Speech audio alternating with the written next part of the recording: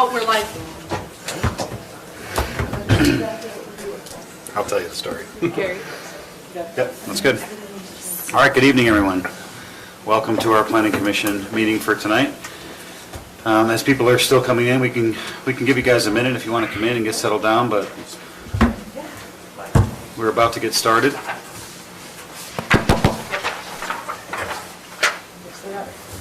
The microphones.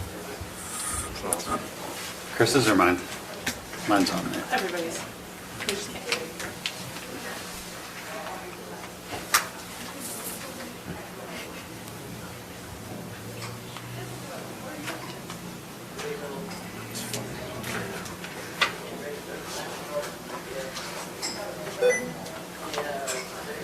Okay, we're gonna go ahead and get started. Folks that are just coming in, if you guys would just come in and find a seat, appreciate it. And we'll just have our opening part here.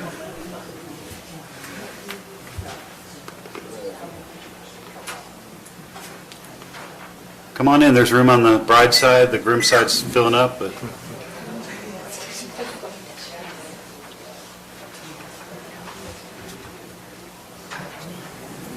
okay.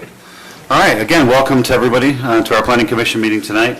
If you would please join me in a word of prayer and then rise for the Pledge of Allegiance after that. Dear Heavenly Father, thank you for our great county that we have, for the people that live in it, Lord, for the ability for all of us to be here tonight to assess administrative things, things that are of great importance to this country. Or excuse me, to this county and this country. I ask you to bless our time here tonight together, Lord, that you would be give us a great sense of peace and wisdom as we discuss these matters before you. And again, we give you all the thanks and glory for being here tonight. In the name of your Son, Jesus Christ, we pray. Amen.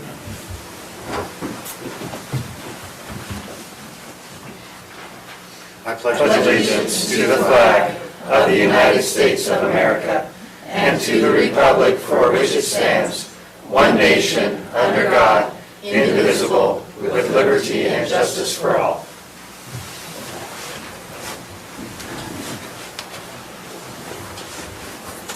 Okay. So, has everyone had a chance to look at the agenda tonight? If there's no recommended changes, we'll take a motion to approve it. Okay, we have a motion to approve and a second. All those in favor? Aye. Okay, any conflicts of interest from any members of the Planning Commission for anything on the agenda tonight? Okay. So that's a no. We're going to move on to a period of public comment.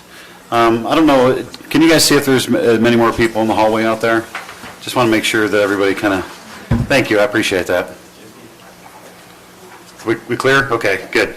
So we're going to move into a time of public comment. There is one legislative item on the agenda tonight, and there are 3 administrative discussions on the agenda tonight.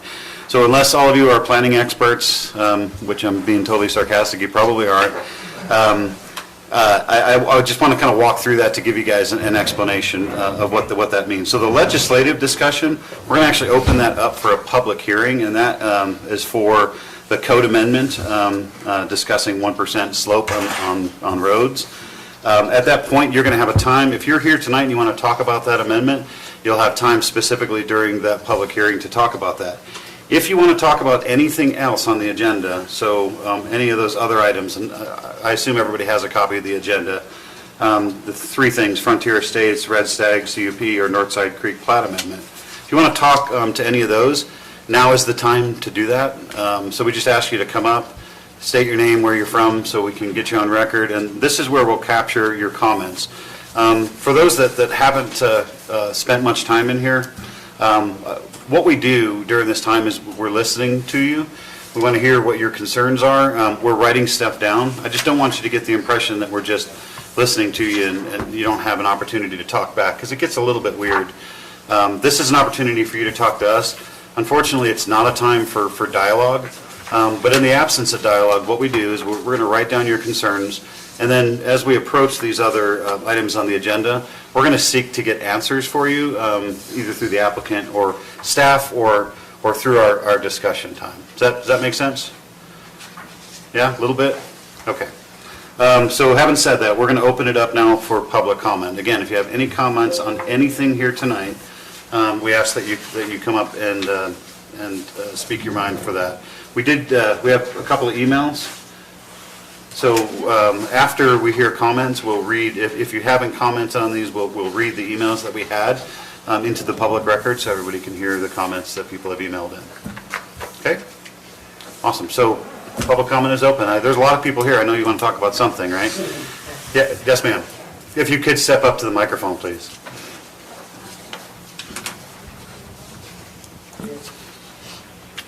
Good evening. Was it on? Hi. Okay, good. It My is, name yeah. is Kathy Collins. I live in Mountain Green and part of the Wilkinson family.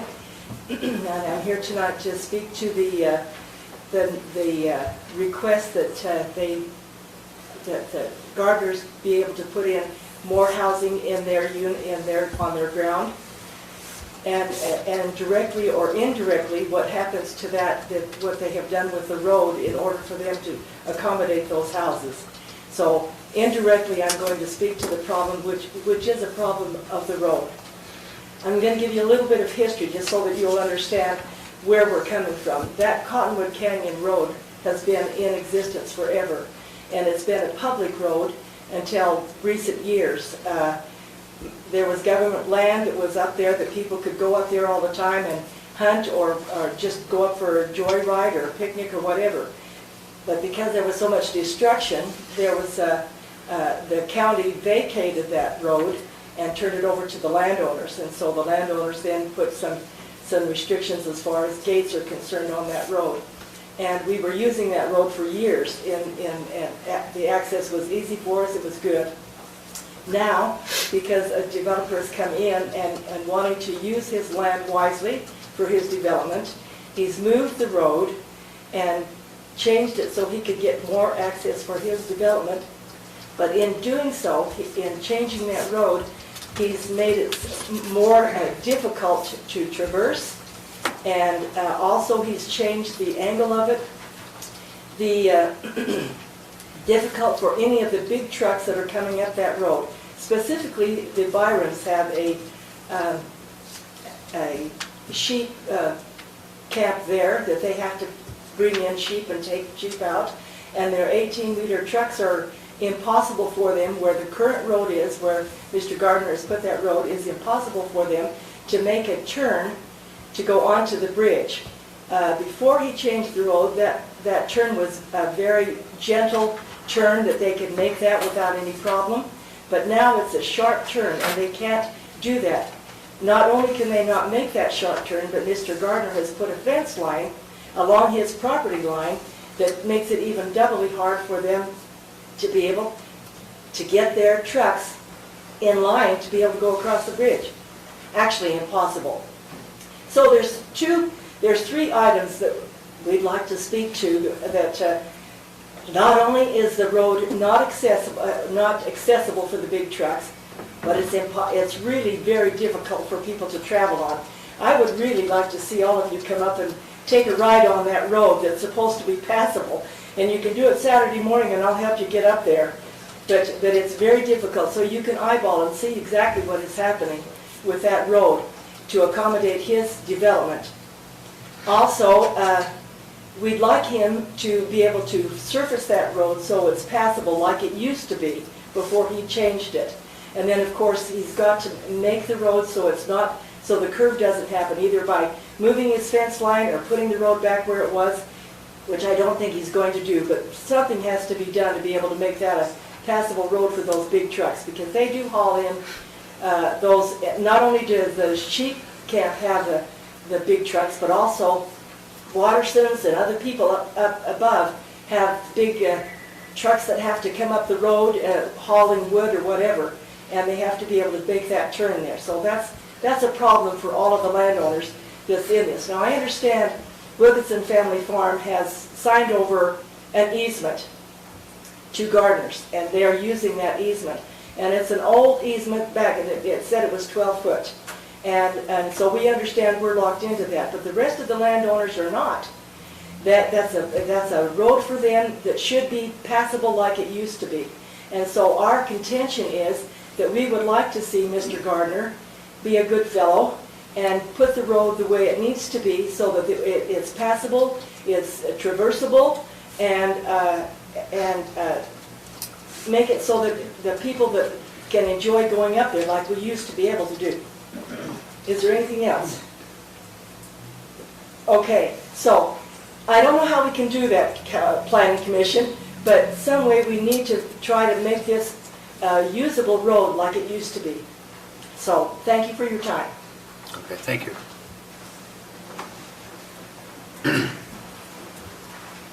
Thanks, Kathy. I'll kind of piggyback on her. My name is Thomas Hunt. I live at 6619 Willow Creek Road in Mountain Green. I speak on behalf of myself and 64 other family members who own property up Cottonwood Canyon. I, along with other property owners, met with Mr. Gardner on this roadway, probably 6 months ago. This is against item number 9, I should state, where he promised that the roadway would be at least 20 feet wide. As you can see in this proposed plat, it is requesting a 12-foot access easement. This is a 2-lane roadway. 12 feet is not wide enough for people to pass, especially because he is going to line both sides of the roadway with a 3 to 4 foot minimum height rock wall. There's absolutely no way for people to pass in a 12-foot roadway. If 2 people were to come in the middle, one would have to back up nearly half a mile down a 12-foot roadway. That's not acceptable. Regarding Morgan County's code, in section 8-5A-5, it discusses this zone and access requirements. It states that an access easement shall be a minimum of 24 feet wide and shall be recorded against adjacent properties in favor of the lots. So I just ask that you adhere to your code and do not allow a 12-foot easement, but stick to your code and make him go with the 24-foot easement. That's all that I have at this time.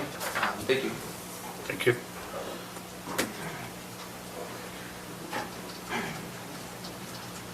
Anyone else?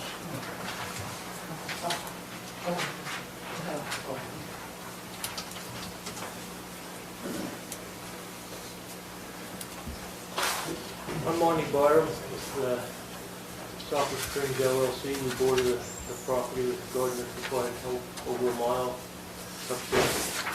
And we've had many discussions and things are just not following through and getting done. And we're, as landowners, we're getting concerned about it. You know, how much longer is this going to go on? We felt we had things worked out for a proper radius, and as soon as our guys left, when our tenant left, it helped set the stakes to the radius. Then the fencer moved it right back to where Rule and asked him to put it. And when our tenant went and asked him how come, he said that's what Mr. Gardner told me to do. So we're getting kind of frustrated. We'd just like to have this done and done right. We need to be able to have a 102-foot hay truck come in there, make the turn, and get onto the bridge. And cross the bridge to supply the sheep with the hay. And we're concerned also about public safety. If there's a fire up there and the fire department needs to bring a cat up there, those cat blades are 12 foot long or wide there, some of them. So you need to be able to get up there. And if that's being used for an emergency exit, what if emergency personnel is coming up the road when people's trying to come down the exit for an evacuation? Where are they going to go? So I think you need to consider the public safety aspect of that also. And amen to everything that Kathy and the others have said. Thank you.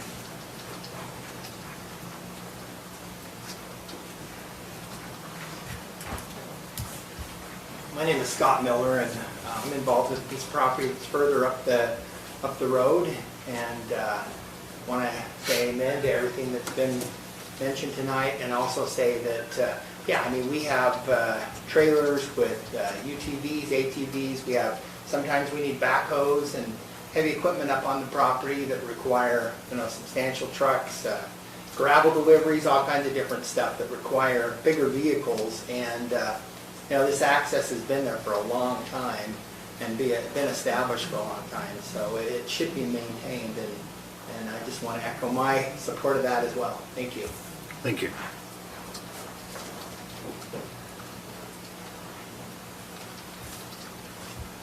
My name is John Mark. We've been up there in the Arbuckle, Cottonwood area for about 90 years. We have sheep that we take up there. We probably could work a little bit around. I'm not very good at backing up trailers. It's a very narrow canyon. But one thing that does concern me, and one thing that we have done that I think Morgan County would be happy with, is that we have put in roads, fire breaks, and things that would mitigate any kind of a fire up there. And I have to take my machines up and down the road, and they're big, D8 cat excavators. And if I can't do that, how can I help Morgan County with fires?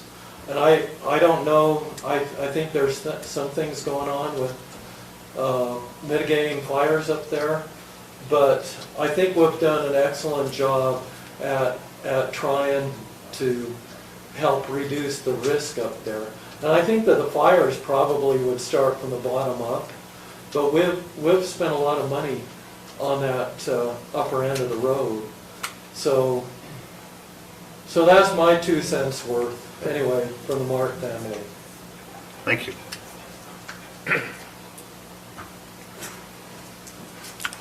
Anyone else?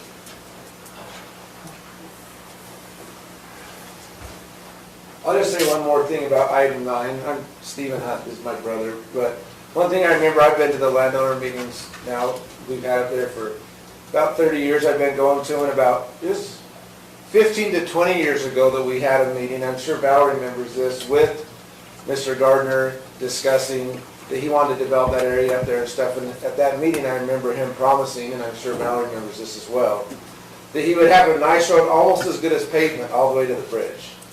That hasn't happened, and that's not really, that'd be nice, but we just want to make sure we have at least a 20-foot wide road to get up and down, because we have sheep on our section too in the fall, and they can't, there's no way they can get a truck up there if they narrow it down to 12 feet. So I echo what everybody else has said. Thank you.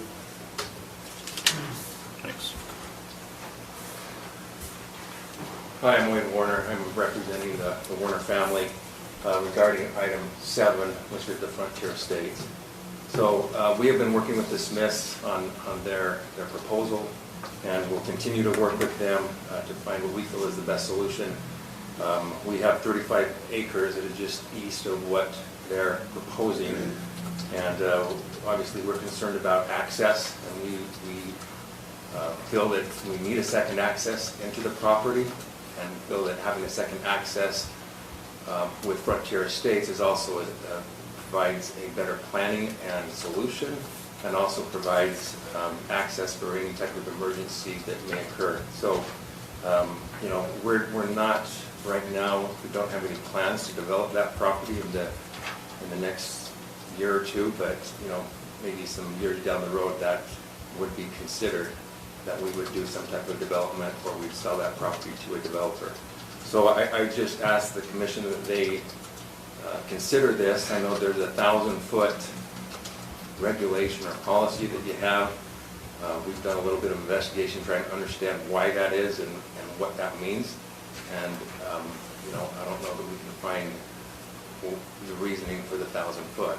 But I would ask that the commission consider that they grant the proposal from the Smiths, which is, I think, is just over 1,100 feet, which would, again, address some of those issues, which I believe is also better for planning purposes, rather than to have two different subdivisions where you have to go out on the highway road in order to access each of them, to have them so they're connected. Thank you for your time. Thank you.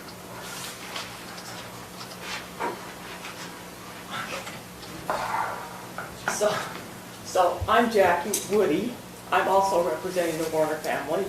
So before we came up here last meeting, we were not even aware of the 1,000-foot rule about the subdivisions. And I don't know, I don't know why, but we're obviously one of the later developers down there, later sellers of a big property in Mountain Green.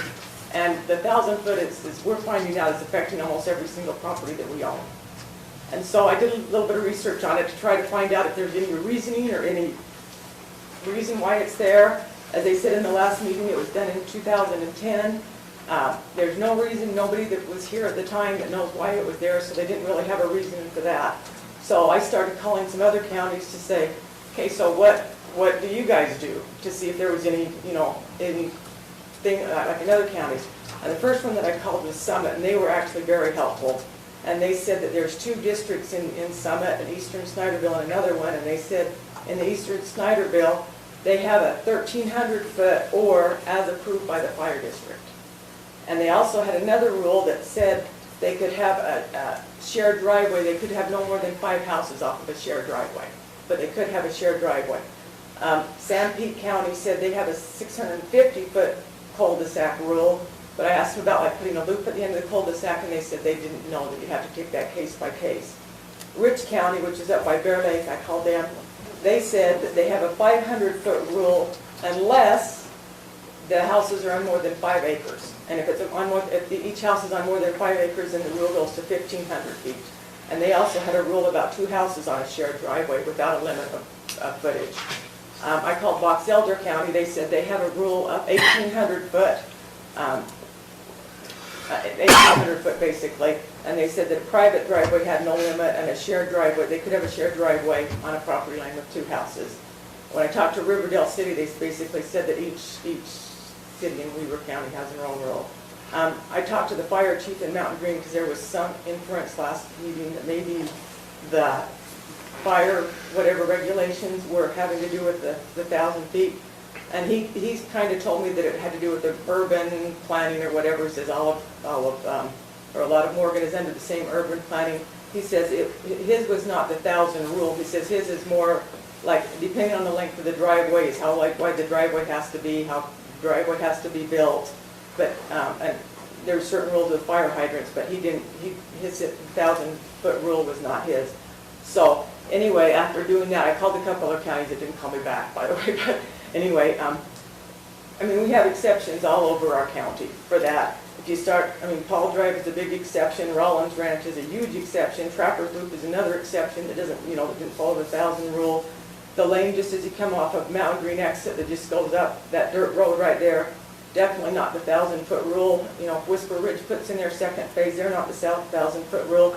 So we're just asking that maybe, there could be some sort of, not just strictly 1,000-foot, whatever the exceptions are, whatever, something to help out maybe bigger landowners so that we can have access to our property and not be limited by that. Thank you. Thank you.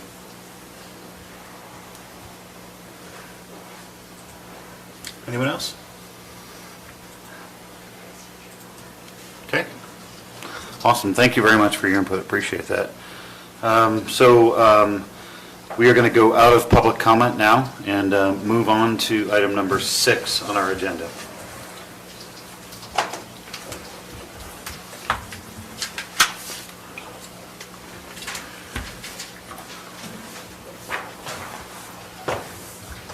Good evening, commissioners and public. My name is Lance Evans, I'm the planning director. This is a request for a amendment put forward by a developer in the community that Val Paul, he'd like to have the opportunity to modify. He has a very flat piece of property, and the 1% grade requirement, meaning that creates a road in his particular situation that would kind of go up and down more than necessary, and it would kind of be weird if you drove on it, is the story I'm told. And so he would like to amend that to be 0.5%. We've discussed this with the county engineer, who has a much better understanding of these issues than I do, but he recommended that we allow this down to 5%. That would allow it in situations where the county engineer agrees with that. So some places, basically it boils down to, some places 1% is a good standard and will work, but there are exceptions to that, and the county engineer, the code we have proposed is that the street grades less than 1% may be considered, if it is determined by the county engineer, to be in the best interest in the community. In this one particular example, this would give them the opportunity to, one, flatten the road so it seems more normal, and it also allows for less storm drain for the county to have to maintain and take care of, and those types of things. And it will function just as well, and there's no issues or harm to the county. So the code amendment before you is to change that language, just add that exception in there, and it would allow the county engineer to be able to look at it on a case-by-case basis, but still not more than 5% or 0.5% change. Actually, I can say that. So it would just be, if you could... Just be less than 1%, right? You'd vary less than 1%, if you felt that was an appropriate location. We've received no public comment. Any questions for staff? I do not. Anybody else? We were going to run the trig on that, but we were waiting for you to figure out why 1% was such a problem. But it's a very long road to answer your question that you're probably going to ask anyway. Did you know the aqueducts like drop 1 foot per mile in Italy? And they can actually do that, but it's neither here nor there. So did you want to put a minimum in of like 0.5 that he could go down to, or just no minimum whatsoever? We're just going to let the county engineer use the standards and principles that he knows would work and have that variation. And this is just primarily for drainage, if not exclusively? What's that? This will do a slope of their roads over there.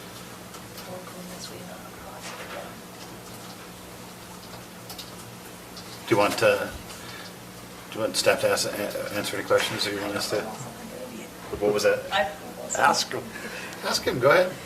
I don't understand. I don't understand what the difference is between the 1 and the 0.5, or why we have. So as I understand it, if by forcing this particular property to have a 1% slope, he would have to go down. From the top to the bottom. From the top to the bottom. Mm-hmm. And actually, but it would be in in segments. So he would have, because of the grade of the site, the first segment to 1%, instead of just being totally flat, it would have to meet 1%. So it actually gets tilted a little bit more than normal. And then that would go for so long, but then he couldn't keep that going across the whole property. So they'd go 1% for a certain distance. Then they'd have to change the angle there and go back up 1%, insert a drainage there. And then at the top of that next one, they would then change the angle again and go down 1%. And they'd have to keep doing that across the whole property. By allowing the county engineer to vary from that, they could just keep it as a much more consistent 0.5 or something else type grade. It would still allow for the drainage, but it wouldn't be as significant of a change. 1% doesn't sound like much to me, but The longer you go. the county engineer was, yeah, this is a good idea and it's not going to hurt the county. In this particular case, but also just in general, if he can have that, he can apply the principles of engineering, of civil engineering, to make the roads a better road for the community, and also provide for better drainage, probably more affordable than having to have some drain pipes and drain inlets. Okay. Yeah, so my next question then is this a case of, I don't know all about the rules. Is this a case of somebody doesn't like the rules, so we're gonna try to change them? Again. Well, you could catch it that way. I would say that what we're trying to do is get a code that creates good development. And with 1% has worked for a long time, it's been sufficient. But as we're developing, this particular property, for example, is quite flat. We don't have a lot of flat property in Morgan County, but this happens to be one place. And this exception would help that be a better development. It's not going to hurt the county. It will be used in other areas that have that that flat of grade. I don't think that there's a negative for the county. Yeah, we are changing it. We're looking a little harder at that standard because of the development, but it doesn't mean it's a bad thing just because it's coming in.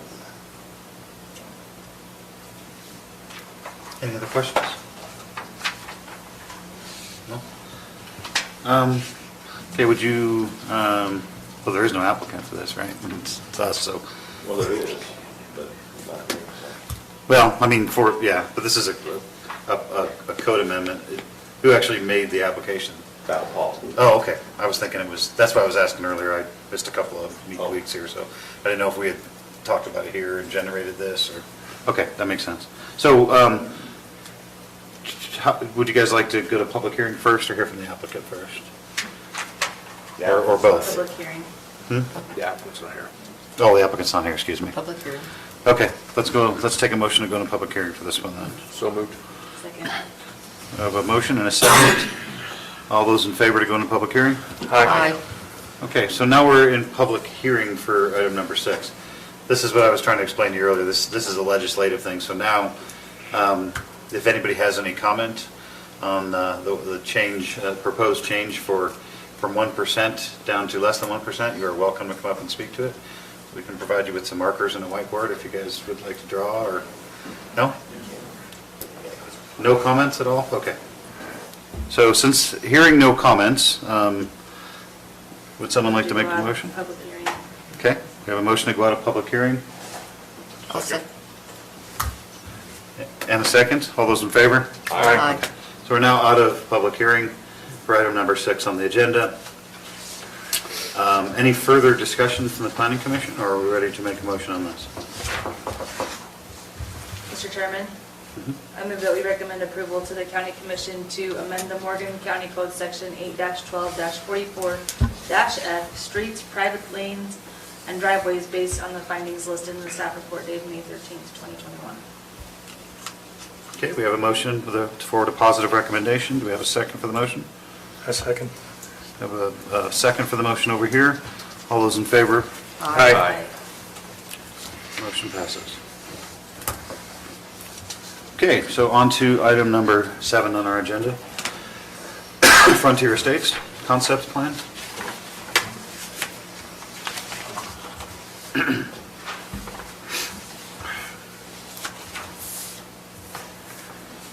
Okay, so staff has reviewed the new concept plan that was submitted by the applicant on the last planning commission meeting that we had. And we have found that the new plans now meet the 1,000-foot dead-end street requirement. The frontage also meets the minimum 200 feet of frontage for that lot 4 that we were talking about. So staff recommends approval now of the Frontier Estates concept plan. We have added 4 conditions of approval. It's 6 through 9, so if you want to read through those. And if you have any questions.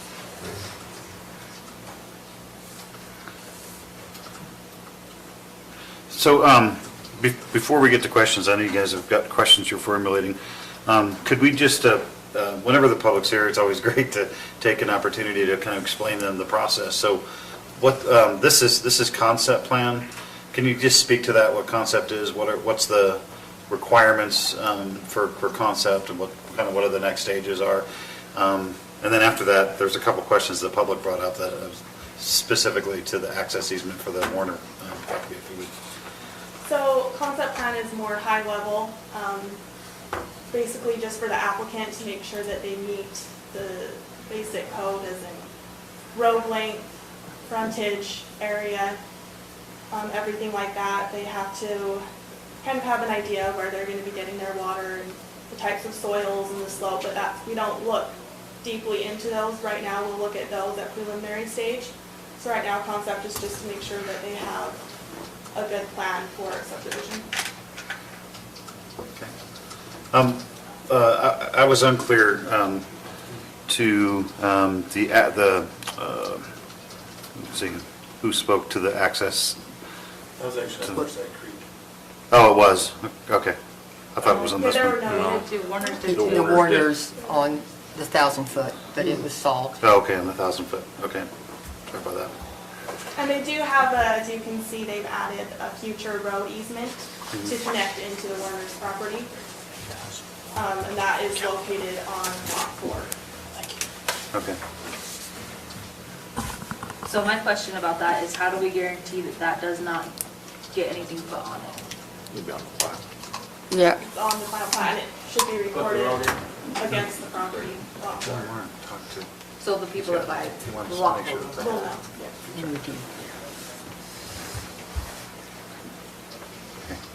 So that covers the question about access to the Warner property. That was my main question. Okay. And then if that access, if that easement is recorded, then a title report for Lot 4 will show that there, so that's another check. Will it automatically? If it's recorded, if that easement is recorded, then it will show up on the title report. Does lot 4 own it then? They'll own the underlying ground until it's a road and then gets dedicated, I guess.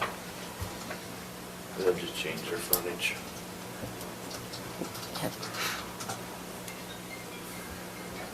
And I have a question. The last plan, they've already done the geotech on their last proposal. Will they have to do a new geotech since some property was added in? We asked the applicant to do that, but he thought it was not necessary because he's going to be doing that for preliminary. That's what I mean, at preliminary, He will they'll have be to do the new, doing it for preliminary, yes, that's a condition that we added. okay.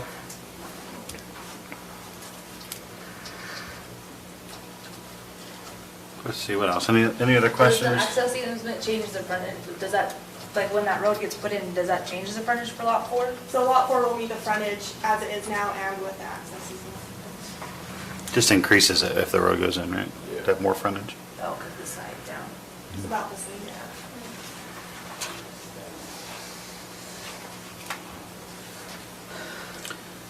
Let's see.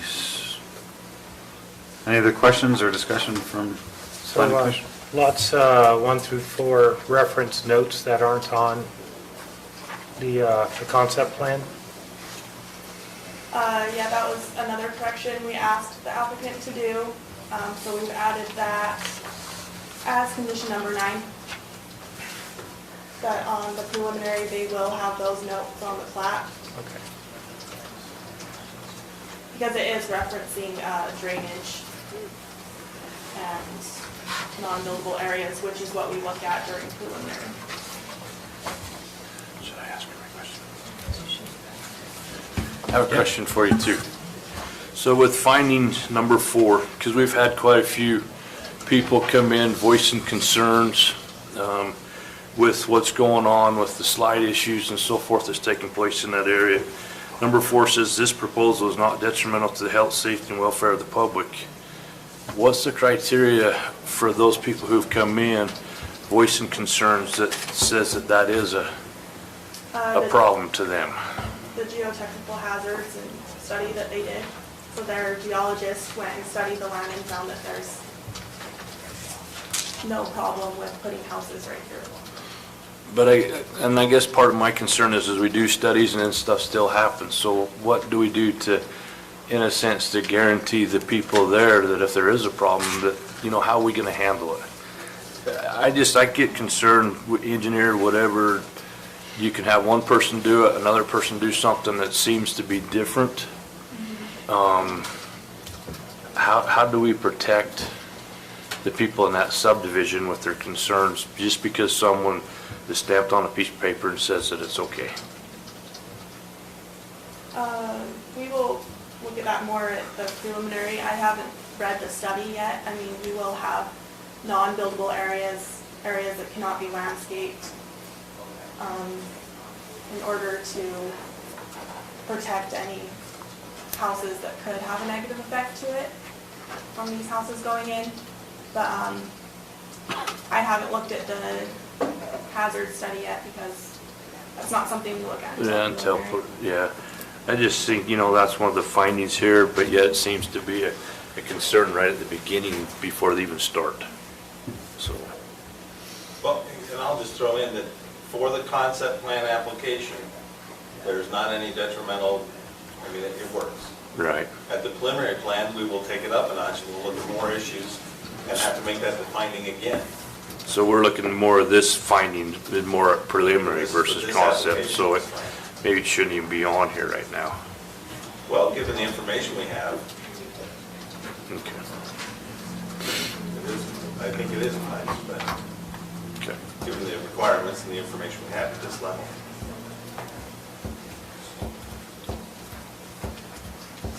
Okay. Any other questions for this side? Discussion? Or are we ready to go to a motion for this? The applicant, or? Oh, yeah. Yeah. Give the applicant an opportunity to speak as well. And also, I want to kind of run through these as discussion to capture some of these things, if there's anything left. I think there is. Would the applicant like to speak? Sure.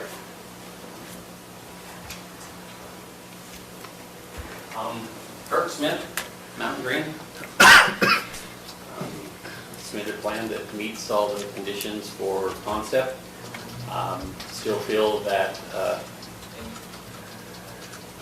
putting the road in is better planning and for the best for the community and the county as a whole. If you really look at this, from that's 90 feet.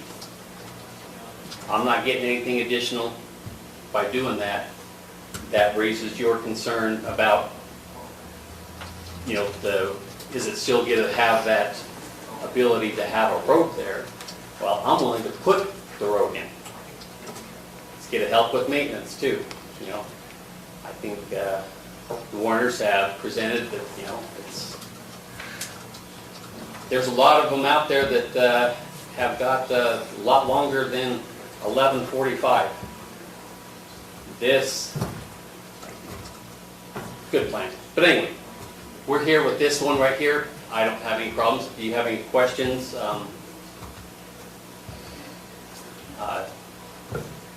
you can ask me. The conditions that they put on there are basically what's required for preliminary. So, I don't have any problem with that. Does anyone have any questions of me?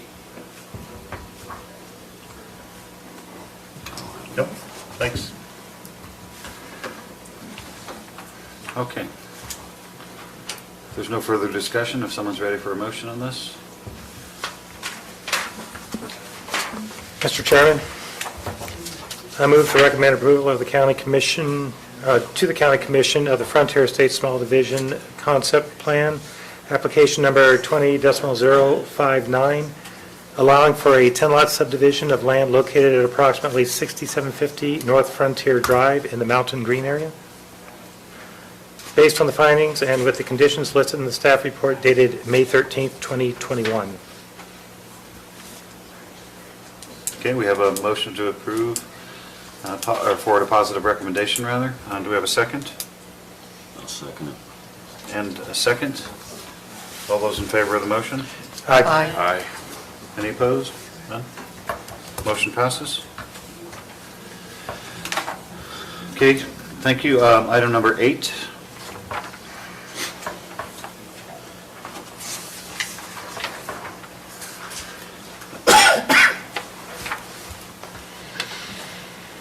Okay, this application is for a conditional use permit for approval of a home occupation.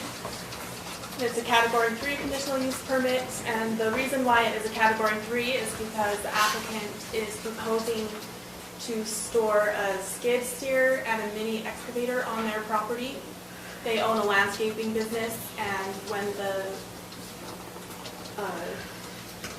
vehicles are not in use, they store them on their property. So they're just asking that they can store their vehicles. They are over 2,000 pounds, so that's why they need to get a conditional use permit. The property is located at 1690 South Morgan Valley Drive, and it is in the RR1 and A20 zone and consists of 2.42 acres, so there's quite a bit of room for them to store their materials on. And if you go to the site, there is quite a few outbuildings that they could store them in or behind, And as you can see, the applicant is proposing to either store the equipment behind this building or on their property line in the back of their home. Condition of approval is that in the central location. Is that a condition? Yeah, sorry, it's not that. Condition, That's a condition of approval, that they only store it in the middle of the property. But it's out of sight from the road and their neighbors. Okay. All right. So the condition is that they store it in the middle instead of on the fence line? Yep. Only because it's out of sight? Yep. away from the neighbors. It's 4 pieces of equipment. I don't agree with that. If you go to the pictures of the property, I think it's fine either way as well, but. I vote to let them put it where they want. So they'd be storing it here or behind that. You know what's that, don't you? What's that? That's Betty Rose's house. I didn't even recognize it because it's actually clean. So I can say that, she's family. you know your mic's not right. So the discussion is that, okay, well, any questions for staff further on this? We'll keep it moving on. No? Is the applicant here? Yeah, she is. Okay. We can hear from the applicant. Do you have any questions for staff? Do you want to ask the applicant, or do you want to just have a discussion before we? I don't have any questions. No. Does the applicant want to speak at all? You don't have to. Just, I mean, that, I apologize, but just for the record, the camera and the microphone and all that.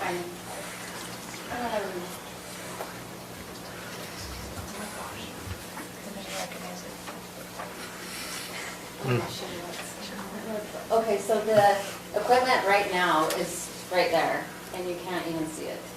And so these, our neighbors right here, we have permission from them, they don't mind at all. We've talked to all of our neighbors, they do not mind.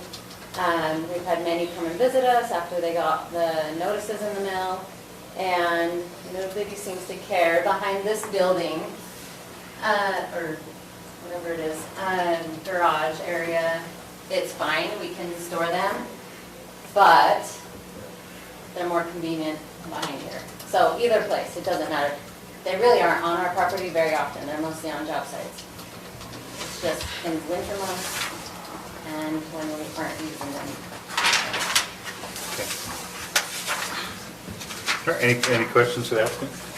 No? Thank you very much, appreciate it. Okay, any discussion? There was some discussion to. I think we should take 2 off. Anybody want to have discussion? Why is it on there anyway? I don't, what's the rule? Well, it's a residential zone, and this is a business operating in a residential zone. And I think it was just a condition to maybe mitigating a harmful impact to the neighbor. I vote to take it off. So, if you want to take it off, you guys want to at least get some idea before we make a motion to move forward with it? I don't have any heartburn on taking it off. Is it RR1? Is that what it is? What's that? Is it RR1, the zone? The front, yes. Okay. You got 2 farms right across from them also. It's got a lot of equipment. Like more than 4 pieces of landscaping equipment. Yeah, it seems One's overkill agriculture and the to other's a limit business. them I to mean, the central area. Is that an actual condition that for residential is to centrally located, or is this just kind of an interpretation? I mean, it's a conditional use, so we get to We can apply that potential conditional amount. impacts to the surrounding properties and try and minimize them if possible. That's purely where I was coming from. If there's no heartburn over it, I don't care.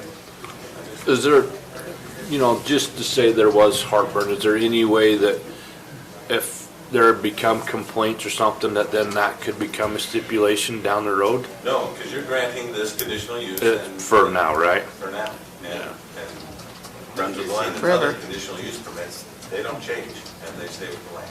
Forever, okay. It doesn't matter who owns the property. Right, once it's done, it's done. Well, when it's then done, it's done. Right. Okay.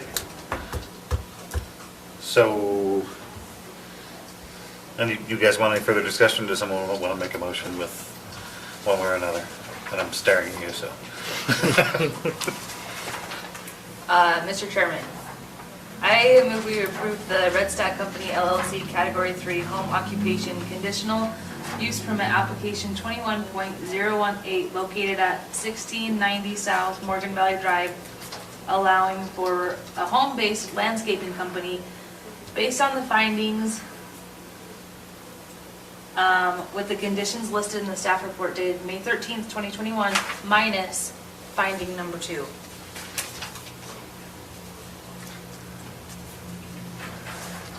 Okay, Or so- condition number 2. Okay, right. Condition 2, yes. Minus condition 2. Okay, we have a forward to, we have a motion to forward a positive recommendation, removing condition number 2. Do we have a second? Second. Jim was first. Okay. Yeah, no problem. Any further discussion on this? All those in favor of the motion? Aye. Any opposed? Motion passes.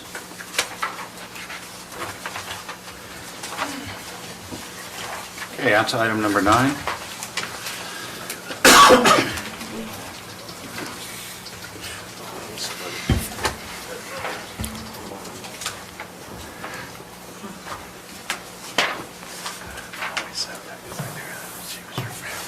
Okay, this is an application for a plat amendment to the Northside Creek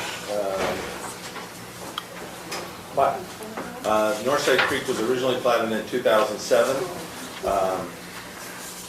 It was, I don't know, it's established with a development agreement. Earlier this year, the development agreement was amended to, and there's a whole long history on the development agreement, but the short story is there are some discrepancies and unknowns. So the development agreement was amended, a lot of language, and it was clarified. Commitments for road improvements and other things by the developer were established, and so it's going forward. Those road improvements will include improvements on North Cottonwood Canyon Road around the airport, next to Browning, and then also further up on Silverwood. If anybody's been out there, that road is quite beat up, and so those improvements should be happening this summer. What is being changed is the alignment of the road a little bit, and also lots. This is the original plat that just had a dead-end road. It just ended, and it showed a emergency access, and then it came out back to, so we had 2 ways of access in, so this road could be over 1,000 feet.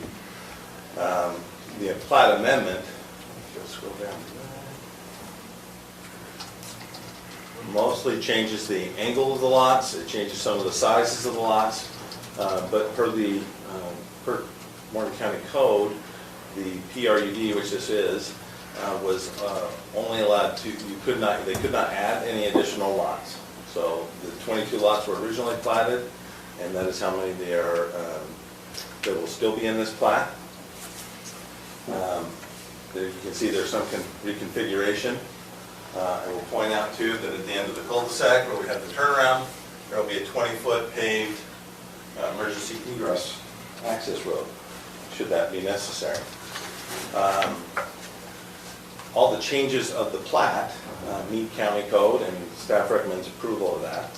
As we heard earlier, we have a couple letters from concerned citizens. I believe they both spoke and kind of represented that point of view. I think we've heard that there's concern about the access easement, and I believe the discussion is it's 20 feet here on the plat, and it was on the 2007 plat as well.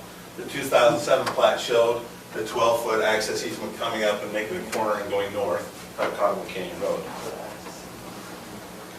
And that when we started hearing these concerns, staff pulled the easement deed, and there is that access easement there. It does not state the width, but it's an access easement between Gardner's and Wilkinson's and one other party I can't remember. Thank you. Folks, this is a critical time. We really did give you an opportunity to speak, and we need to work through this. So I'm going to ask for your cooperation as we work through this, please. Thank you. So that road alignment, that width, that access easement was on the original 2007 plat. It's not proposed for change on this plat amendment. I appreciate the concerns of the community and the property owners in the area. I don't know what we could do as the county where we have any teeth on this easement that's between property owners. This plat does not increase it or decrease it. And so planning staff still recommending approval of this plat amendment. That's the application before us. There was one reference made to our access easements that need to be 24 feet wide. I would say that that code is actually pointing to in a subdivision that doesn't have access to a lot. If there was a lot that was off a right-of-way, we would be allowed to, and we could require a 24-foot access and easement to a buildable lot that didn't have public frontage. And we allow that if you get into the subdivision ordinance and other sections of the code. We allow that in the 820, MU160, and F1 zones for one single-family unit. I don't think it's applicable in this situation because this is an access easement through the property. We're not actually connecting a lot that's buildable. And I think it's the 8585 that was quoted refers to that itself. Any questions for me? Does that not include like cabins that are already up in Cottonwood Creek? I mean, if you're going to make an exception for a buildable lot, don't we also count? Well, that section of the code specifically says lots. And this is, I hate being this technical, but technically there is a difference between parcels and lots. A lot is in a subdivision, and so, no, it technically would not apply that particular section. The county does not require an access easement to go through a property for that access to the properties, to adjacent properties. So I'm curious to know, Lance, if there was a buildable lot, why the requirement for 24 feet when we're saying we're okay with 12 feet now? I'm not sure what, that section of code just states that it's allowed to be used in certain situations. So We'll get into more detail later in the code in the subdivision ordinance itself, where we have a whole section on access easements. Okay, then I would come at it from a safety angle. From my personal point of view, you've got 12 feet of road with berms on either side, rock walls. What can you get up there in terms of safety equipment, fire equipment? What can you do with that 12 feet? Okay. And I don't know. I mean, the problem is that the county is processing an application on a plat amendment, of an existing plat. That road, that access easement, is not being changed on that plat. So that's, I'm kind of tied in looking at just that plat. I realize it's a bigger issue, that there's a lot of people impacted, and that it might be too small of an access easement. I can't say for sure. Certainly makes sense, but this is a plat amendment application. We have to look at the code elements that are required by this.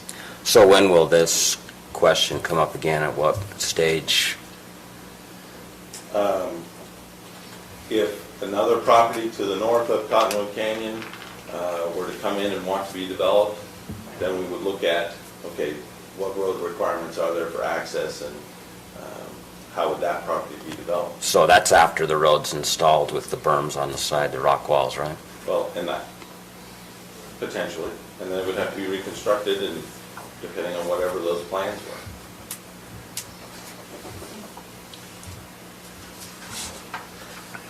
So what are the specifics of this application then? Can you just show us on the map the specific things they're requesting? I'm trying to, in my mind. The changes. Yeah, the changes. Yeah, that's what I'm trying in my mind to separate the two out. We got a plat amendment application before us. There's a lot of concern from the public. There's two things. Let's address this application before us first, and then carry on the other discussion. So, thank you.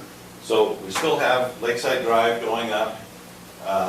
Instead of terminating here, I think the lots are a little further this direction, so there's some of the open space parcels have been modified. The 22 lots have been reconfigured. This is now an open space parcel here. There's some slope easement added to the southeast. Again, we instead of terminating in just a stub road, it ends in a cul-de-sac. I mean, the open space parcels have been reconfigured. But there's still 22 lots, as was previously platted. It meets the access road requirements with the emergency access. I don't know. So, I mean, that's what's changing, is that the lots have been reconfigured in some of the open space parcels.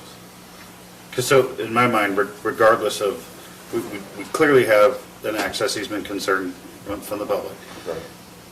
Regardless of this, the plat amendment application, we still have this problem. It seems like it's a good opportunity to raise this question of this, but I want to separate the two in my mind. What does that road look like now? The access easement, is it 12 feet wide? I'm just curious. I haven't been up there. I haven't been up there, it's probably wrong. The applicant can speak as well. So road. So, I'm sure that's a good testimony on that. so I have just a question, trying to get all this in my head. Where the cul-de-sac is right now, didn't you say that they're gonna extend that through to the road for another access out of there? Yes, so there will be a 20-foot paved road that comes out of that and circles back on the other side of the property and then back down to Cottonwood Canyon. And so is the 12-foot part that the people are talking about, is that part above it? I think the biggest issue is this curve here, Okay. where it's too tight. Is that where the bridge is? And then just, it's 12 feet wide, That whole not really past section that there. type of thing. And clearly we heard concerns about how that road will be developed. Is it going to just stay a gravel road? Is there going to be some sort of rock wall on both sides? You know, I don't know what improvements would happen there. Does, with this PRED, what's going on, is that still part of it coming up around the right side of that road with the Cottonwoods development going in? Or who owns that above? Going to the north of this? Well, no, to me it'd be the south. This is Cottonwood, well, it's owned by Yeah, but where Flats they, LLC. so where the easement, or the road is right now, the one that they're talking about, Okay. this ground down this way, This is owned by, this is all part of the North Side Creek. that's part of all still in that area, This is an open space parcel on both sides of the road. both sides. is- Like parcel L, parcel, what is it?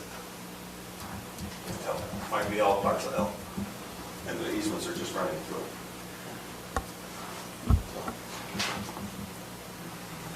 Have a question?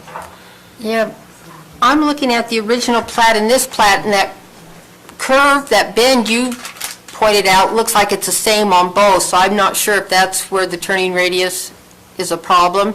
I'm looking at the old plat, and that section of the easement looks about the same.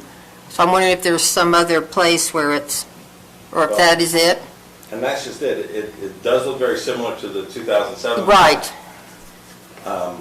But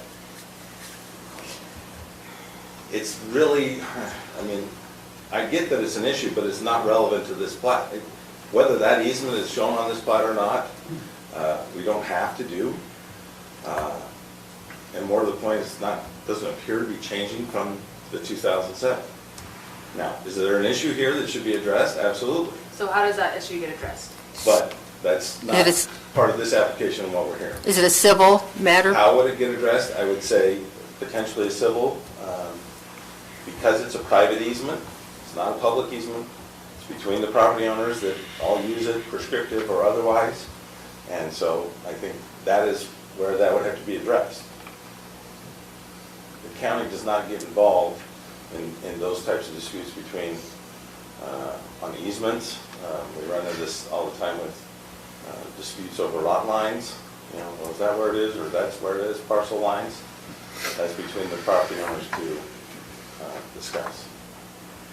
So besides the easement that's already there, the 20-foot / the rest of that road down is not going to 12 feet. Correct. It's staying the same.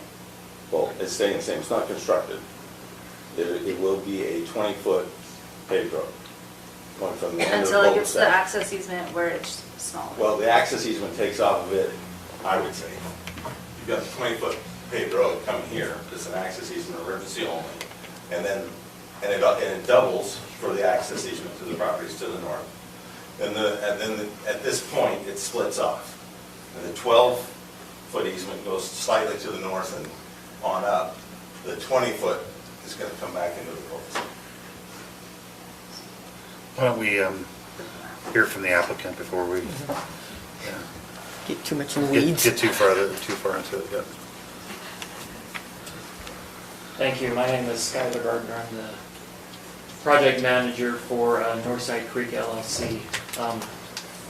Really quick, Lance, before you got too far out there, I wanted to jump in.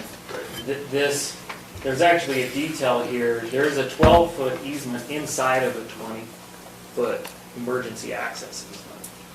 And from this point, the end of the cul-de-sac, I don't have the pointer tonight, from the end of the cul-de-sac back to Cottonwood Canyon Road, we have not, and the county has not approved, we and our drawings do not show that being paved.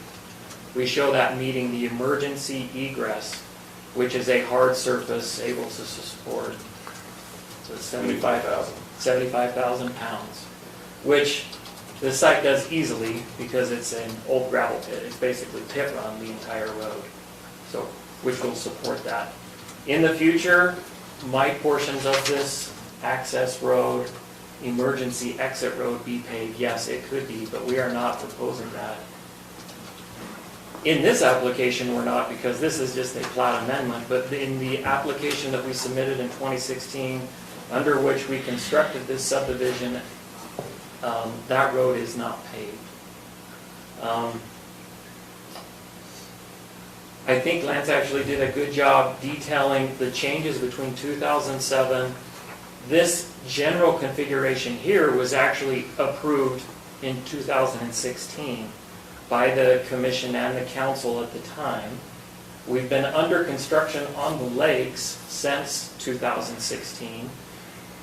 And as we near completion of the lakes, we realized that some of the lot lines that we had in 2016 did not conform very well with the north end, and the view corridors were, we had them perfectly perpendicular to Lakeside Drive. Those lots have actually been turned on about a 25-degree angle from the front corners. So the back corners actually shifted. But that's the change between 2016 and today. Going all the way back to 2007, there's actually the same number of lots, but substantially more open space. The lots in 2007 were actually larger lots. These lots have actually reduced in size and thereby increasing the open space, which is the majority of it's picked up in the reservoir area or parcel F. Does parcel L go across this, it does, across the road? Yeah, we basically made pretty much everything on the west side all the way around, and the reservoir area is identified as a reservoir area, but it actually is within parcel L as well. It got pretty confusing to, when we were amending a plat, to have an amended parcel A, amended parcel B, amended parcel C. It really got confusing. We've created this little chart here at the bottom to describe what the original parcel was, what is occurring with that original parcel, and where it's ending up in this new plat amendment.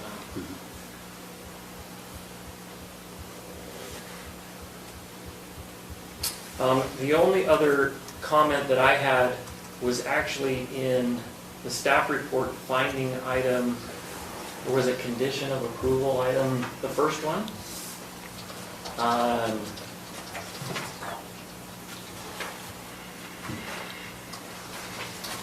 Which stated that, so it's a condition number 1, no residential building permits will be issued until all required development agreement criteria has been satisfied. We just amended the development agreement, and development agreement paragraph 1.3 actually details when building permits would be issued. So I wanted to make sure that everybody was on the same page, that we don't have two things that might be misconstrued one way or the other. If that could say, have been satisfied as detailed in paragraph 1.3 of the development agreement, that would make us more comfortable. We would just want to make sure everybody's on the same page in terms of what the expectations are. What was your, can you restate number 1 again for me? Yeah, it reads, currently, no residential building permits will be issued until all required development agreement criteria have been satisfied. My proposal would be to add a comma as detailed in paragraph 1.3 of the development agreement. Because 1.3 actually gives, it has defined terms. It defines what the property is, it defines that they're public improvements, and the public improvements have to be completed before building permits are issued. It just has a little bit more detail. So.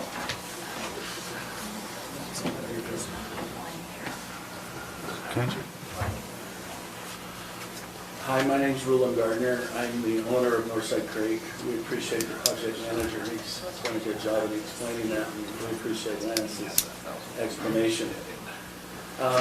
Let me address the corner or the curve. I've attended several meetings with the landowners up the canyon. And first of all, as they're up the canyon, we recognize they were here first. We recognize that they traverse that road more than we do. And they go up the canyon to their campgrounds or their cabins or whatever it is. We've met on several occasions to discuss it. I was not able to attend the last meeting, but we've been working with our engineers to try to figure out what the proper turning radius is. So let me just give you the two conflicts. Conflict number 1 is that all of this ground has to be fenced because we have water. And it has to be fenced according to the state. All regulations for the water is through the state, so we have to abide by that. So what started this discussion recently has been we were installing a fence. And as we put the fence in, the turning radius became more amplified as to how much would that turning radius need to be to turn to go over the bridge. Now the bridge is rated around 10 tons from our understanding and checking with the Loves who built it, and that's our understanding.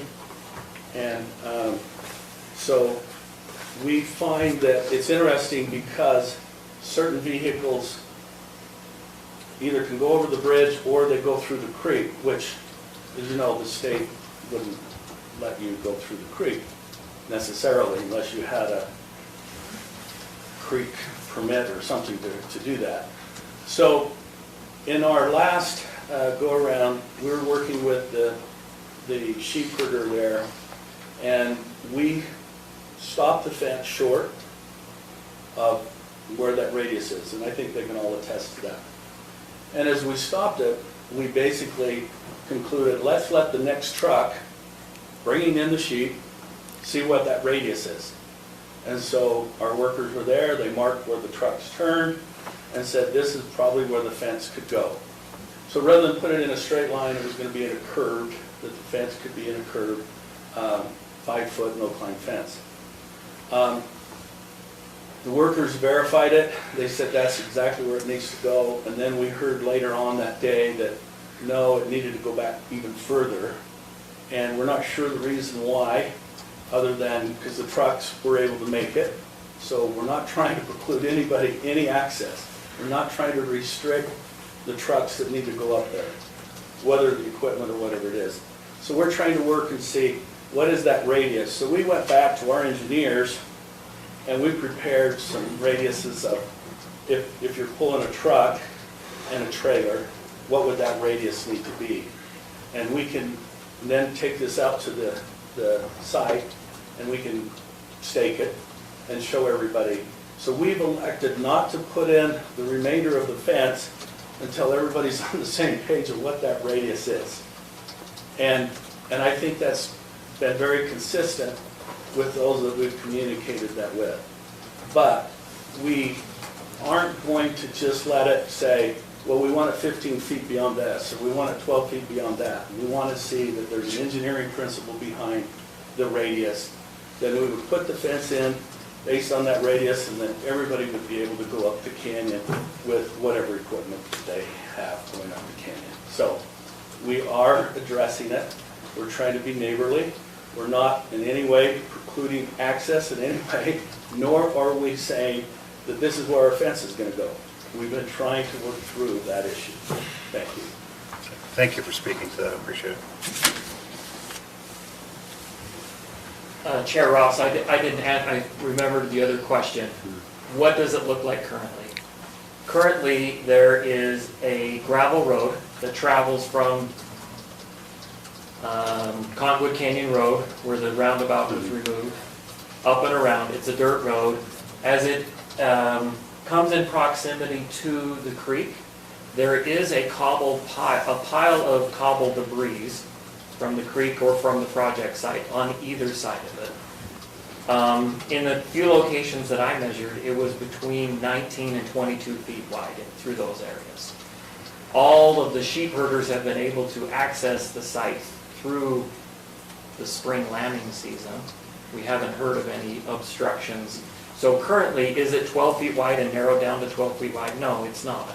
It's closer to 20 feet wide on average, and all semis have been able to get up there all spring. Did that answer your question? Yeah, thank you. Okay. Appreciate it. Thank you.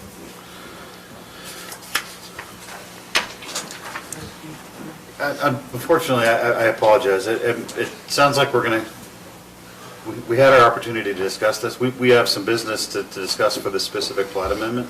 I think there's some options going forward if you'll allow us to just get through this business thing. I wanted to point out that there's two separate issues we're talking about here tonight.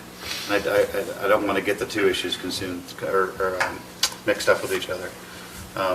So let us focus on the plat amendment, and we'll have an opportunity with as we move on to our questions for staff a little bit later on. Maybe we can, and the room clears out maybe a little bit, maybe we'll have some time for discussion.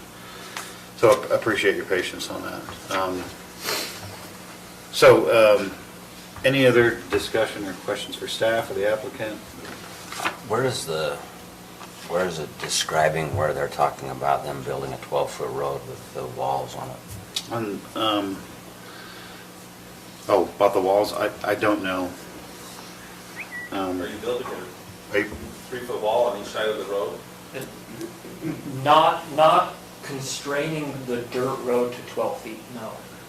It was mentioned, Skylar, that there would be a 3-foot berm made out of rock with a 12-foot road in between it.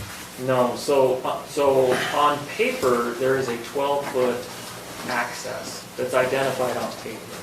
But on the ground, everything is closer to 20 feet wide in terms of, there are rock walls on either side of the dirt road, but in no point is it narrowed to 12 feet. It's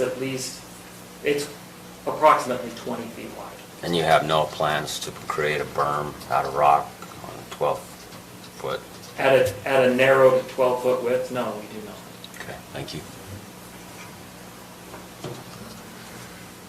Okay, any other further questions? Do you have a question? No. Okay, so again, we're talking specifically right now about the plat amendment and the list of changes that the applicant is asking for in this plat amendment, which are listed on the proposed plat. So if there's no further discussion for us on the plat amendment, we'll be ready for a motion if I someone kind wants of to. have a question. Yeah, go ahead. For a comment. Yeah. So we put stuff in, is this a PUD or PRUD? PRUD? We put stuff in PRUDs and set the boundaries or whatever, have the plan, and then what good is a PRUD if everything just keeps changing?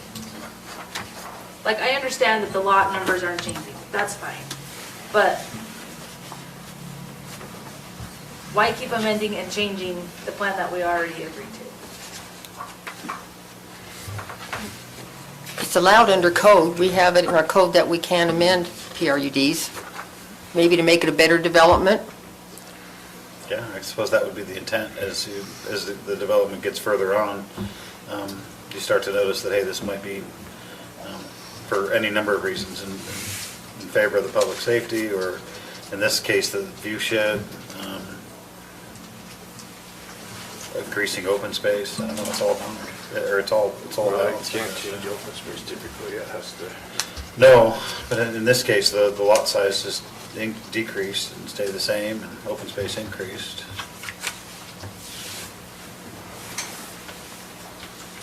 You can't decrease open space. Right. So I don't have an answer for your question other than our code allows for it to. Any other questions? No? Anybody ready for a motion on it? I'll try. Mr. Chair, I move we recommend approval to the County Council for the Northside Creek Subdivision Plat Amendment, Application 19.048, located at approximately 6485 North Silverleaf Drive, based on the findings and with the conditions listed in the staff report dated May 13th, 2021, with the following additional, well, not additional, the following change to condition number 1, to read, hope I got this right, no residential, Just the comma. yeah, no residential building permits will be issued until all development agreement criteria, comma, as detailed in paragraph 1.3 of the development agreement have been satisfied.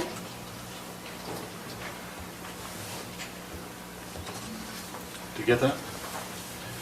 Yeah. Okay, so we have a motion on this plat amendment to forward a positive recommendation. Do we have a second? I second. We have a second? All those in favor of the motion? Aye. Any opposed? Okay, so, motion passes. On to item number 10, business and staff questions. A lot of times at this point, people just get up and leave, so we try and take a break. The rest of the meeting is us discussing questions with staff. There's no specific opportunity for us to have discussion with the public, but I, for one, we're probably going to have a few discussion items here on some of the comments that are made tonight. So I'm certainly not encouraging you to leave, but if you are going to leave, just we'll take a few-minute break while you do, because it creates a lot of noise for us. Thank you.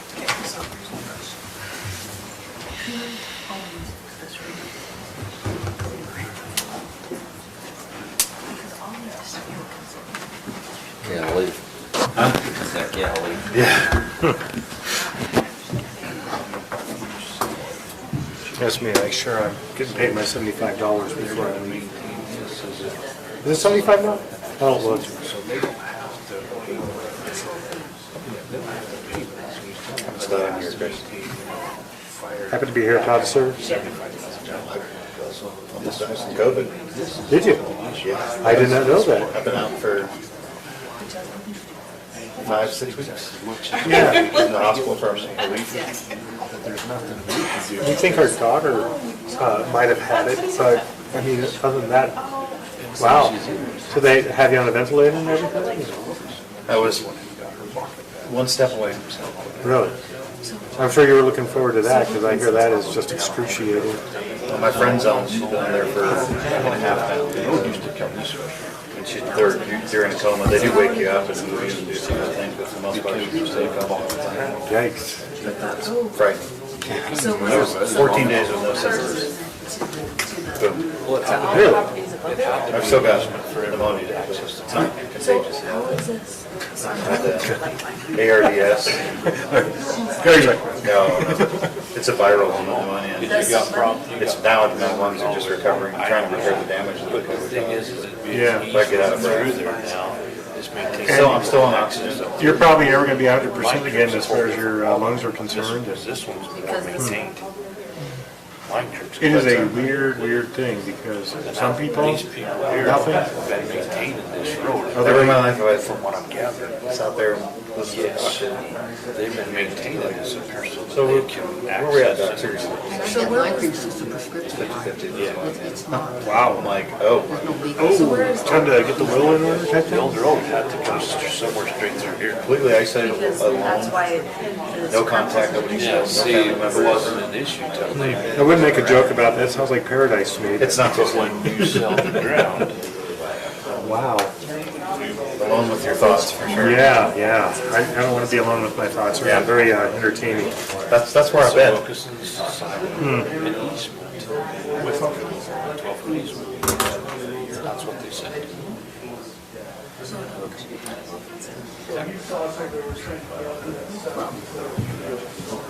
I already showed Tina something. That's the hard part. I feel, because you want that to be inaccessible for. We're not gonna make 7, I know that. And then you Might make 8. But their issue, That went pretty smooth. if we The right thing to do is dealt with their because issue, now their I time to go, that's what we do, just then you ourselves very good. We're not dealing with. Communication is always. This is already done. This is a most of the issue, that's what Lance is saying, if there's a problem here, this Communication breaks. this isn't a Missed expectations, offenses. That's what I was confused about this, because I. We'll see what Are they doing math on 1%? Oh my God, we just sell the road. Or they could, because they never knew there was a road. I figured roads could be flat. I That's for don't know drainage. exactly how it all works. You got Line Creek, Since Roman roads, I right? didn't know you went. Deep Creek, Deep Creek's a little bit different though than Line Creek, because of what goes on. I just never thought it was an issue in Morgan County. Line Creek could become a Deep Creek. What, drainage? But right No, now, the 1%. I never knew there was But a if you take it minimum. over long enough, it's too much of a slope if you're in Texas. Do you want your trigonometry rule for this one? what's that? It's easy. I mean, just the basic, yeah. Yeah, so Every every, had a heap of apples. you know the 60 to 1 rule? Yeah. Do you know the 60 to 1 rule? Probably. Yeah. For every degree of slope, Yeah. it's basically 1 unit per 60. Yeah, so 1% is you're dropping 1 foot per 60 feet that you're going forward. So you're sitting there going, well, we're going to drop one per 120 feet. But if the road is completely flat, it actually makes a significant difference in the way you construct it. Yeah. Which we don't think about here, but in this particular area, it's, If you've ever read about the Roman aqueducts, they would run them hundreds of miles, and they would literally drop like 1 inch or 1 foot per mile over hundreds of miles. They'd go through mountains, up and down hills and everything. it's insane, isn't it? And it's like, how did you do it? That's what you can do when you have a lot of slave labor. Their sewers follow.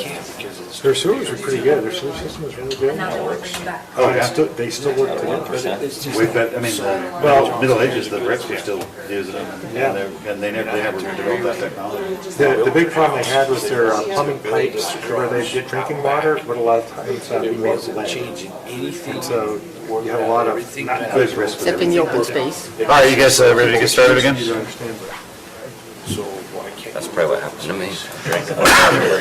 In that same lot, and let him do what he wants. But because on here, they're throwing open space, so that's, Everybody left, so. and you just. You guys ready? Yeah. Okay. We can keep having a discussion amongst Well, ourselves. some whatever. stupid PRDs. Is that your dog? I know. This is my daughter. We don't this is have my them anymore. granddaughter. They want to This is bring my them back. daughter. One of my other them. daughters. I do. I want development agreements. She's our last daughter. Well, that's what fifth a overall. PRD is. I know, just that one. Oh, No, well, I got Not two. because you got boys or. I got 2 boys You younger don't than want her, the yeah. parameters. You want I don't to be want able, you want the flexibility of a development agreement. Yeah. This new grandbaby still? Yeah, with my Okay, youngest daughter. so we're back on. Ready? Item number 10 on our agenda, business and staff questions.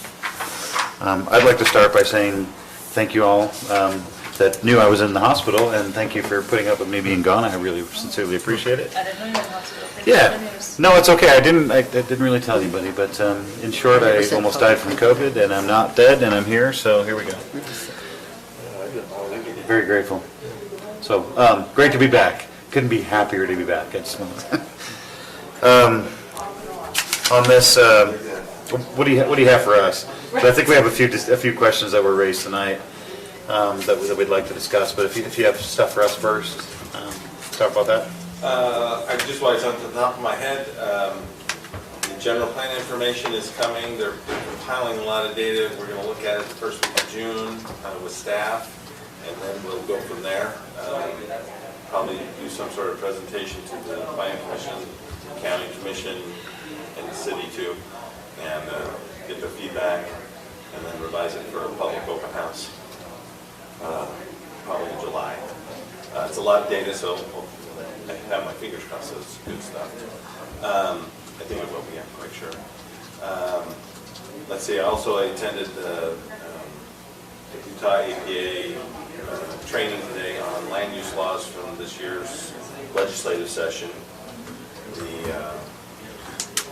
The state legislature believes that you guys need more training, so you'll have to do 4 hours. That's one thing. Okay. Before December. A lot of growth. I'm not surprised. And Governor Cox has on his campaign trail, he made a lot of statements about growth and doing growth the right way. So that was kind of part of his agenda. The politicians do not have to have training, though, which I find quite interesting. Isn't that kind of strong? So that should just take our recommendations then. Probably. That's the probably intent. a little hack. Let's see. Anyway, and there's a lot of state laws that'll be changing, so we'll be working on code amendments that we need to be done in front of you. Most importantly, military retirement pay is now tax-free in the state of Utah. So bravo for that. It sounds tax-free? That actually. Signed into law. Let's sneak that in there for Chris. You can tell how much I watch the news. I don't either. Anyway. And that's kind of the highlights for what we've got going on. It's busy, and Wasatch Peaks has put in their building permit for their ski lifts. So they'll start those in a few weeks. Did they ever close up that access that they were using? That is correct. They stopped using Peterson Creek Road. They paved the other road, but they haven't paved Pearson yet either. No, they should have paved Peterson Creek Road. They haven't yet. They've only done the little portion, remember? They're waiting until... Okay, so on Peterson Creek Road, they paved a little ways down where they pulverized. They're waiting for it to warm up. If they're doing an overlay, they need the temperatures to be much higher for it to actually adhere. That's all they're doing. I thought they were taking the whole road out and doing it over. That is not correct. They did that on a portion.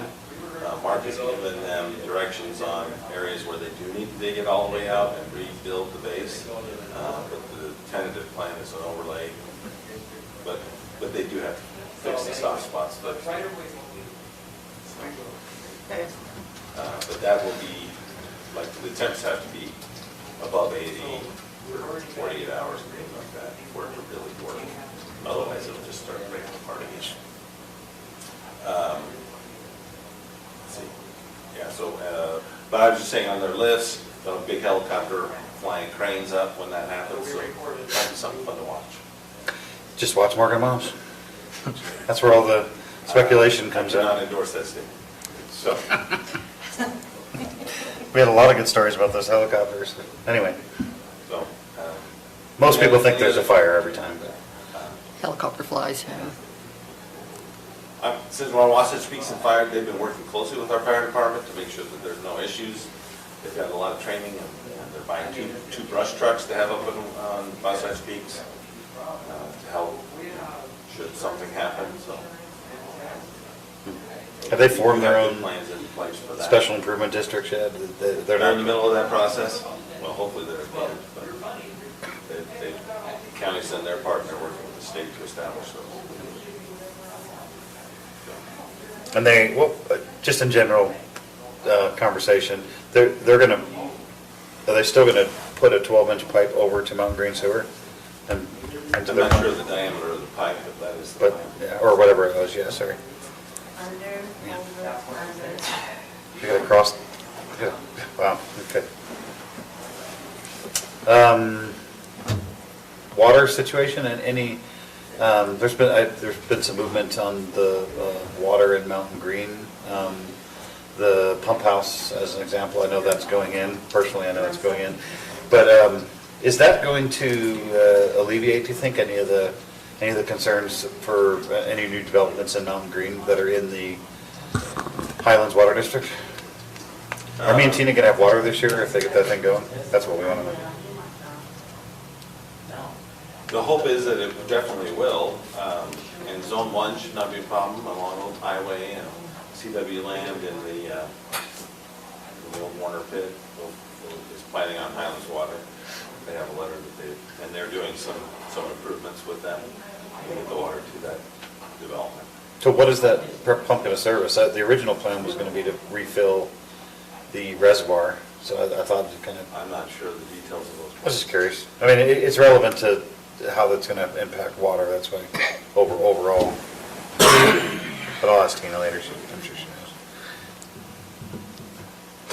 knows. So, tonight, there were a couple things that came up. The 1,000-foot road, or 1,000 feet. Is there anything to that? Does it warrant any discussion? We had that last time. Oh, you did? I wasn't here, so.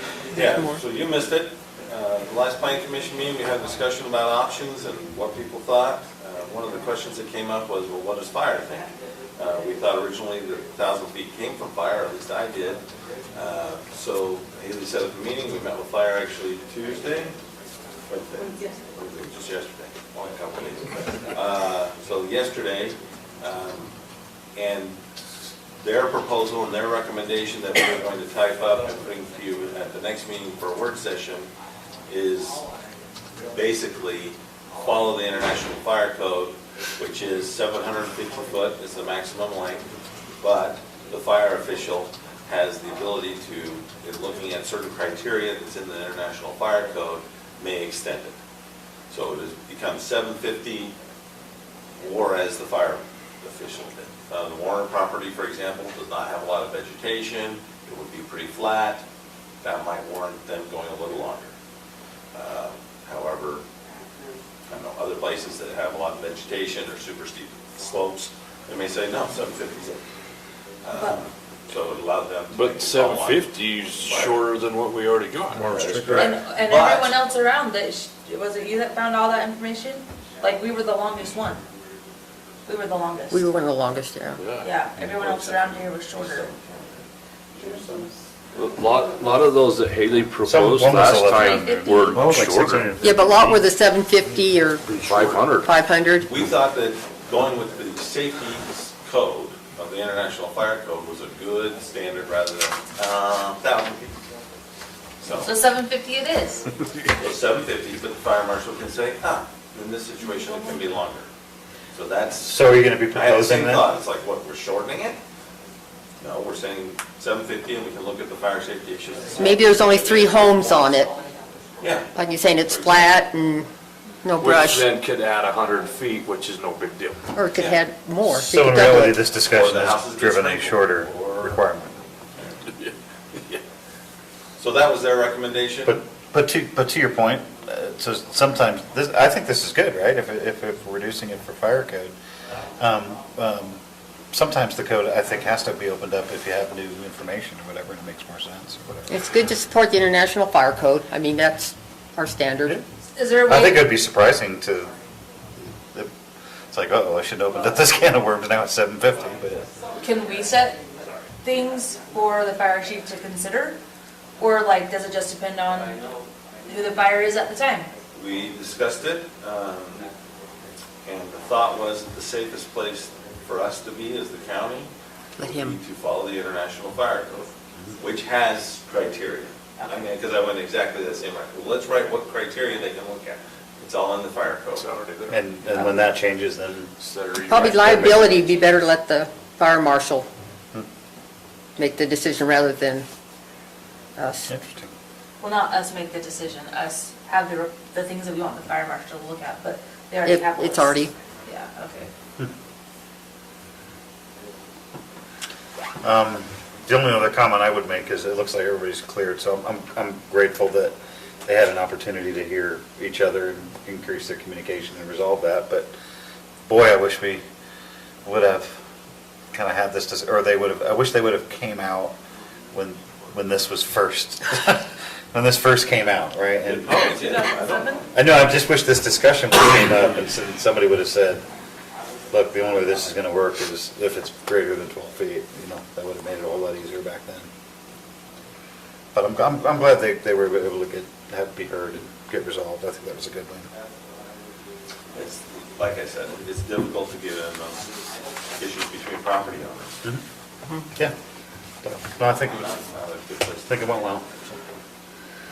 I had a question. It goes back to my first days on the planning commission. Ravala's always been a curiosity to me. You ever hear anything about that, or is that still alive? Or? Still alive. So they did a development agreement amendment that was approved by the county commission. They dropped the allotment down to 115 units from 561. But the plat they submitted showed 34 lots around the clubhouse, larger lots, like 1.5 to 2 acre type lots. They did preserve a lot in an area to the east of the clubhouse where they might do more density, where they might use the other 100, so the other 80-ish lots at some point. We were on another call meeting this week with the health department, the developer, and Morgan City. The health department wants them to connect water and sewer to the city. The city doesn't want to annex out there and run that far. The health department would like them to do it. The developers we downsized to 34 lots because we couldn't afford to, and we didn't want to run water and sewer all the way out there. If we're going to run water and sewer out there, we want to go back to the 500 lots. Yeah. So they're trying to work that out and discuss that with the health department. I think realistically, I don't know, in the next couple of years, 34 lots will go into our well and septic. But who knows the health department, what they may require. And they're just trying to preserve the water and do things right. I was just curious. Thank you. Awesome. Any other questions? If not, have changes been given and been? Yeah. With that, a motion to approve the minutes from 22 April? So moved. Second. All those in favor? Aye. Aye. So moved. Second. All those in favor? Aye. Okay, who's taking that guy? don't get in on her territory.